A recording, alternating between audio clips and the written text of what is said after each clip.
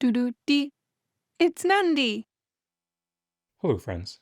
The guild raid teams and meta recommendations have seen a huge shakeup in the last few months, and I'm hopefully here to bring you an update and some insights. You might not be a meta chaser, and that's fine, but let me just give you a bit of context. Guild raids have been long established as the most rewarding game mode in Tacticus. The reason is simple: return on investment. Not only do you have to invest in a small pool of characters relative to other game modes, but Guild Raid is playable for 13 out of every 14 days, essentially omnipresent compared to rewarding events like Survival, Legendary Release events, and Horde mode. It makes sense therefore that this video remains as topical and relevant in 2026 as it did in 2023, and I hope today's guide gives you some insight and perspective from a veteran player. I'm going to start with the more established meta teams, but I'll also have a section at the end for newer players who aren't yet at the meta build stage. I'm aiming for this video to be an early 2026 update, and as more information comes to light, I will update you in the next Dirty Dozen. You are of course welcome to disagree with anything and everything here. This is my guild on screen, and I'm only mentioning that to hopefully lend some credibility to everything that is to follow. Thanks to my Patreons and YouTube members for supporting my content, and to everyone else that just comes along and watches, enjoy the code. Before we talk about the teams in more depth, here is a super quick overview of each team and the core mechanics and characters that make each team work. This is obviously prior to the updates that I'll talk about today. The Mech Team works around Exeter Ro, Tangita, and Actus. Ro does extra damage with his abilities whenever a mechanical unit attacks an enemy he is adjacent to. Tangita and Actus make an army of summons to facilitate all of those extra Ro hits. The Custodes team has had a new addition in the form of Laviscus, but the core concept historically was around gaining extra hits for non-normal attacks through Trajan's passive. Carrion is a key damage dealer and does a ton of damage on turn 6, and now that big hit enables an even bigger hit for new boy Laviscus. The Psyker team works around the Neurothrope, who does a ton of damage with his passive. Historically, you tried to maximize the Neurothrope's damage with a supporting cast, and that still works fine. But if you have the Norn crown, the team seems to have taken a new shape with the addition of the Demon Prince Machine of War, Zakar. Finally, the Battlesuit team is the new kid on the block. Farsight lets Tau attacking in melee also attack in range. With Revas, that means 18 hits, and Actus repairs Revas for 36 hits in one turn. From there, you add damage buffs, and the team does reasonably well. I'll talk about each team in turn and then compare them to one another to hopefully help people understand where to use them. Let's start with the Mech team. Probably since Exeter Ro's release in February 2024, they have been the dominant force of the raid meta. All of that has now changed, but bear with me. The Mech team does, or rather did, best against bosses that fulfill the following criteria: bosses with predictable behavior and or movement, and bosses who didn't have abilities that punish or destroy your summons, preventing you from getting to a critical mass.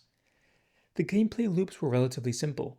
Put Ro next to the boss, ideally on high ground, and then use Actus and Tangita to make lots of mechanical attacks, and trigger Ro's active and passive attacks. There was an art to it, understanding how your summons would move, and anticipating all of this in the context of fluid boss fights was sometimes a challenge, but very rewarding. The Mech team had a high floor, but a much higher ceiling. To that end, I have listed the bosses where the Mech team did really well. The ones who have an asterisk next to their name were where the mechs were usable, but required top level units, as well as understanding of boss movement, otherwise things would easily fall apart. When I had done the first draft of this script early in January, I looked at every single boss and made a list of all the flex slot options that you could add. Because that work had already been done, I've included it here in this slide, but truth be told, the mechs have been usurped. Remember our earlier slide? This team does well when you can predict boss movement and position accordingly. The addition of Laviscus to the Custodes basically asks for the exact same team, except the Laviscus Custodes, which I'll call the big hit team, outperforms them. So having said all of that, what happens to the mech team? Well, two things I think. I think the mech team will still have its uses, mainly against side bosses where you are rewarded for attacking multiple times per turn. The only boss where the mechs are potentially still best in slot is against Rogel Dorn, since the Add Mech relic does tons of extra damage on crits, and Rogel Dorn allows you to crit with impunity. Secondly, it's not like the team is completely terrible and unusable, it just isn't going to be putting up the absolute best numbers on every boss. If you're building a new team for 2026, I don't think the mechs should be the one to choose. Because this is a raid team's guide, if you're dead set on wanting to build this team, I thought I would have a slide where I showed you the abilities to prioritize. It's hard for me to tell you to bring abilities to a certain level threshold since everyone will have access to different resources, but hopefully this gives you a framework to build around.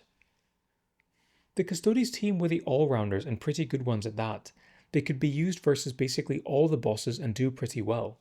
I'll talk about the addition of Laviscus in a moment, but let's just establish the base team first. Carrion does a lot of damage with his abilities, especially if you use it on turn 6 with bonuses like High Ground.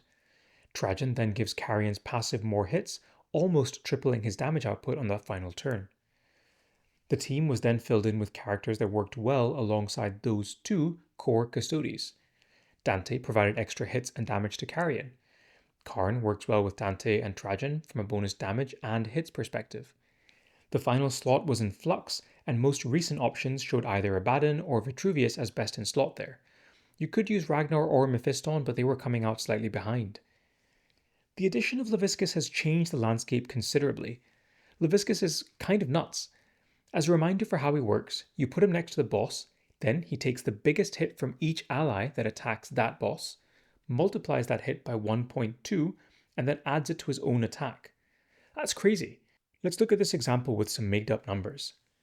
Say Carrion does a 100,000 damage hit at baseline, but he has high ground. Suddenly that hit is 150,000. Laviscus says, yoink, I'll add that to mine and make my attack even better. So 150k times 1.2 becomes 180k.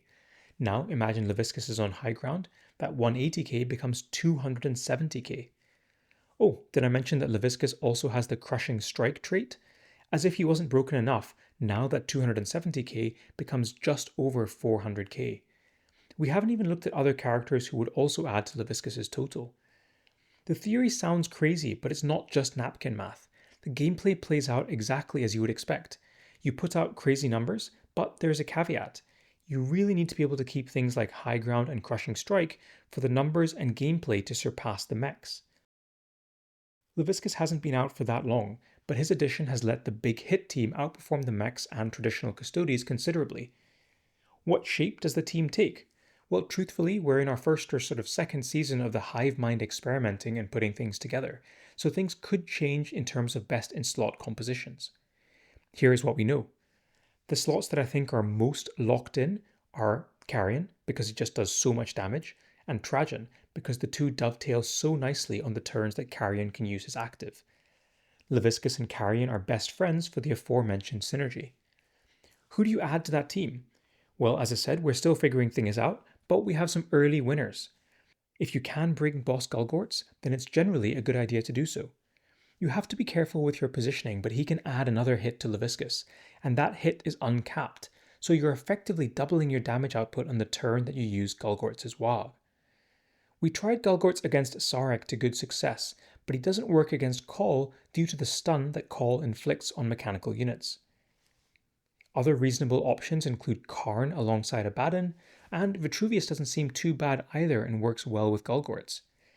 Aesop has also been okay, and I think Atlakoya or Helbrecht will find a niche against Psyker bosses. I hope to have more insights to share by the next edition of the Dirty Dozen, which is usually updated alongside a new raid boss. For now, I hope that you'll enjoy this replay against the legendary 5 Sarek that shows the power of the team. Cue music.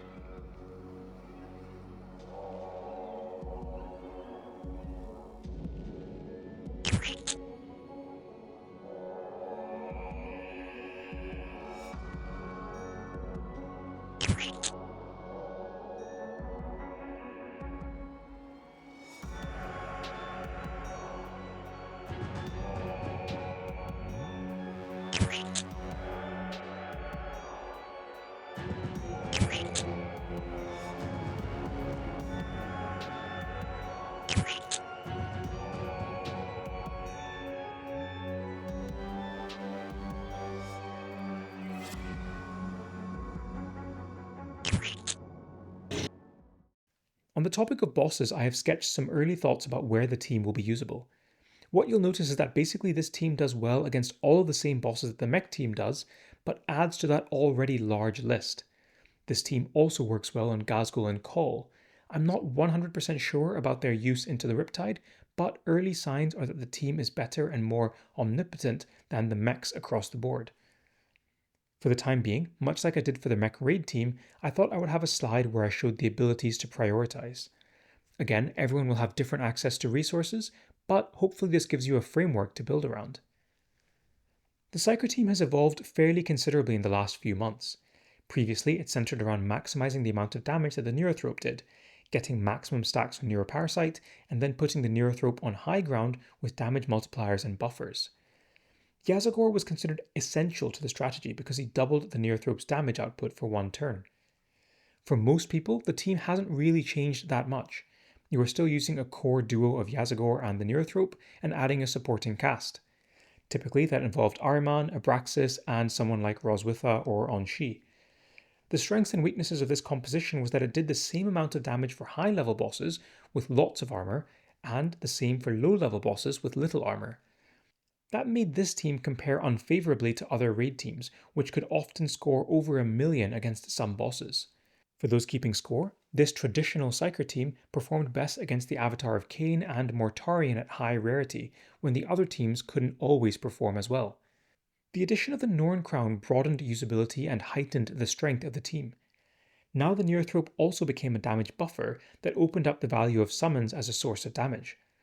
The bulk of the team's damage is still dealt by the Neurothrope, but the supporting cast now adds a lot more. The addition of Zakar has catapulted the team forward even more.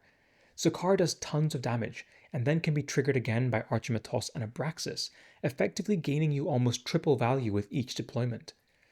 Zakar also gains additional damage from the Norn Crown, as well as Abraxas' passive. People have even started using Thaumakus for no better reason than he is also a Book of Fate relic user who can trigger Zakar again. I've listed two versions of the team on these slides. The more traditional and basic version of the team, which is fine and hasn't changed a huge amount with the more recent additions. It is still built around maximizing the Neurothrope. For the newer version, again we are in the realms of testing and experimenting, but early signs suggest that the core team is going to be Neurothrope, Ahriman, Abraxas, and two more characters. The team really just abuses Zakar, triggering his attacks time and time again to deal a ton of damage. The big downside to this advanced version of the team is how hungry it is for ammunitions. You're looking at spending about 5 munitions per battle for maximum results, and that is absolutely crazy consumption for a resource that we don't get nearly enough of. In the most recent raid season, we have only been using the Psyker team against Mortarion, because the big hit team is just better everywhere else. As I mentioned on the big hit slide, this is general guidance. If you have a super geared up big hit team, then you actually might be fine using it against bosses like Mortarion as well. Again, I have a slide here where I showed which abilities to prioritize, a reminder that this is a rough framework for the time being. These recommendations are in the context of the more advanced Psyker team. It's worth noting one thing here. The observed AI priority for the Book of Fate is that it seems to prefer re-triggering the highest level summon. So ideally you want your summons either from Abraxas or Archimatos to be at a lower level than Zakar's primary. The final team is a personal favorite of mine since it revolves around the Tau. I've covered it a lot in my recent dedicated Battlesuit showcase, so I won't waffle on about things here. If you want the detailed guide including replays, go check out that other video. The team does best against bosses with low armor and bosses that move around. We are still in the learning phase for this team, but sadly I think the team is only best in slot for Ghazghkull, and even then, not by the biggest of margins. I've also marked on screen here other bosses that you'll get reasonable results against. Remember that I'll compare the teams against one another later. The team is quite tight in the sense there isn't really much in the way of flex slots. You have to run Rayvas alongside Actis and Farsight as a core trio, and personally I think that Darkstrider is indispensable due to the 15% damage buff conferred by Marker Light. In that fifth slot, you could argue for any host of damage buffers. I personally like Eldrion, but I've seen reasonable conversations about Adamatar, Calgar, and Aethana. The team is still too fresh to definitively recommend one of them for now. Having discussed each of the teams individually, people probably want to know how they all compare to one another.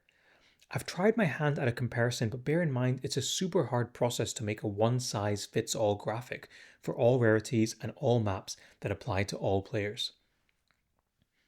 I'm going to walk you through my thoughts for each team.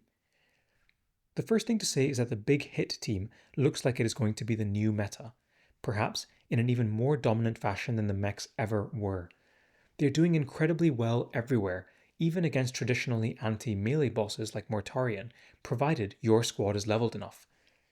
The only bosses where they lose out are Ghazghkull, and only by a small margin. They are also slightly worse than the AdMechs against Doran because the mechs have that amazing crit damage relic.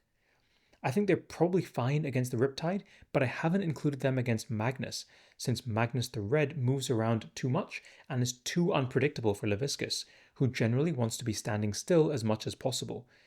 Against Magnus, I've left a traditional Custodes icon there. The mech team has fallen off its perch, but is still not a bad team. As you can see, they are nearly top everywhere, but just not quite as omnipresent as the big hit team. There are a couple of takeaways here for me. If you have the team, they will still perform well for you. Although they aren't the top of the meta, as we have seen recently, all it takes is a new character or relic to shift things again. I still think they're amazing against Dorn and quite a few of the side boss fights. The Battlesuit team are in an unenviable position. Like the mechs, they are decent, if not top dog, in a lot of places, but rather than being second, they are often in third. The one exception is the Ghazghkull fight. One of the appeals of this team, though, is that you need to build a smaller pool of characters, and the characters are generally relatively easy to access and farm. Again, the same comment about a new character or relic could shift them up the meta ladder.